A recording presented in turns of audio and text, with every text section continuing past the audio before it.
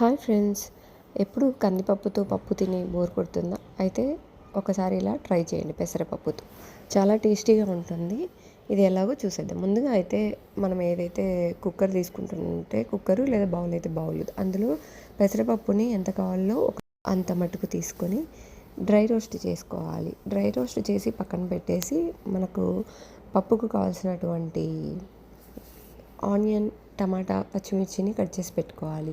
ఇప్పుడైతే తగినన్ని వాటర్ కుక్కర్లో వేసుకున్న తర్వాత ముందుగా కట్ చేసి పెట్టుకున్నటువంటి ఉల్లిపాయ, టమాటా, పచ్చిమిర్చి, కొత్తిమీరను అన్నిటినీ ఇందులోకి వేసేసుకోవాలి.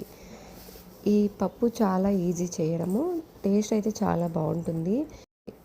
అలాగే చివరిలో కాస్త చింతపండుని యాడ్ చేసి, అలాగే పసుపు, ఒకవేళ మీకు కొంచెం పొంగులాగా పైనకి వస్తుంది అనుకుంటే ఒక 2-3 డ్రాప్స్ ఆయిల్ కూడా వేసి మూత పెట్టేసుకోవాలి. కుక్కర్ని అయితే రెడీ చేసుకోవాలి. ఇక్కడైతే నేను పసుపుని యాడ్ చేసి ఆయిల్ కూడా ఒక 2-3 డ్రాప్స్ని అయితే యాడ్ చేశాను.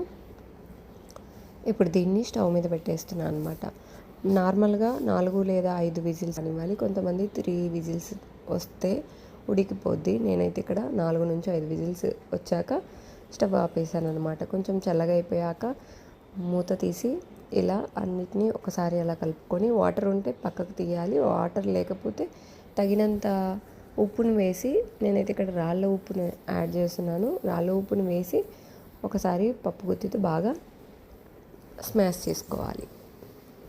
అంతే అండి, పెసరపప్పు పప్పు రెడీ అయిపోయింది. చాలా టేస్టీగా ఉంటుంది. ఇది చపాతీకి, రైస్కి, రోటీకి అన్నిటికీ చాలా బాగుంటుంది. తప్పకుండా అయితే ఒకసారి ట్రై చేయండి. నేను పప్పును ఎనిపిన తర్వాత ఈ కుక్కర్లో నుంచి బౌల్లోకి తీసుకొని కుక్కర్ని వాటర్తో వాష్ చేసేసి అదే కుక్కర్లో ఆయిల్ పెట్టేసి పోపు వేసుకుంటాను అన్నమాట.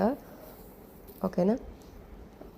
ఇప్పుడైతే ఆయిల్ వేడయ్యాక వెల్లుల్లి, అలాగే కరివేపాకు, జీలకర్ర, ఆవాలు అన్నీ వేసి అవి బాగా చిట్పట్లాడాక మనం పక్కకు తీసి పెట్టుకున్నటువంటి పప్పుని ఇప్పుడు ఇందులో వేసి స్టవ్ ఆపేసుకోవాలి.